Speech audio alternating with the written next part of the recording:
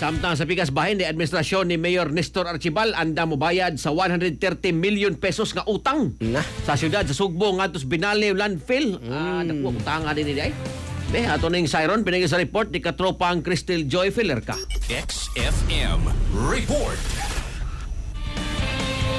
Gibutyag ni Kenneth Ciazar, ang Chief of Staff ni Mayor Nestor Archibal, nga andam nga mobayad ang kasamtangang administrasyon sa utang sa syudad sa Sugbo ngadto sa Prime Waste Solutions nga mokabat na og 130 milyones pesos.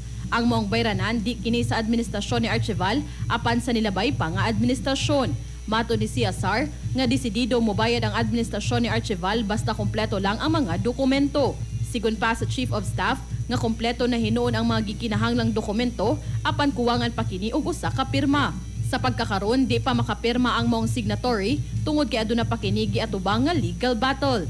Ang tanang mga accountability sa previous administrations, basta ang tanang dokumento in order lang, kompleto lang, wag siya gipugnan. Ang kanang atong utang sa Prime Waste nga mikabat na og more than 100 million as you have mentioned, kompleto man ang dokumento except na signature nga atong kulang nga the moment mapirmahan na siya, matagaan gid na siya. Gipanghinaot sa kasamtangang administrasyon nga matugutan na silang makalabay pagbalik ngadto sa Binale landfill.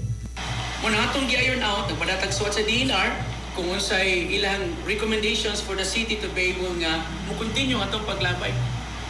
Nagig-meeting ta nila uban ng DNR kung unsay ilang mahimo nga musugot na ang prime waste nga magkasuta.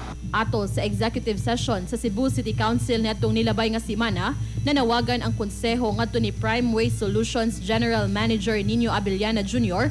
nga unta di mahimong babag ang kasamtangang utang sa syudad sa ilang paglabay og basura sa ilang landfill tungod gidaho kini og kahupayan sa syudad kung dawato na pagbalik sa Binale landfill ang mga basura sa syudad sa Sugbo.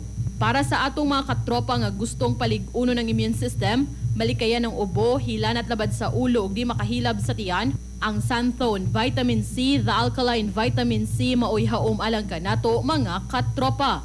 Alang sa naghiusang Pilipino para sa Pilipinas, kini inyong katropa Crystal Joy Filerca, XFM News. XFM Report. Nagpasalamat katropang Crystal Joy Filerca. Santhone Plus Gold, mapalit sa mga butika sa inyong lugar.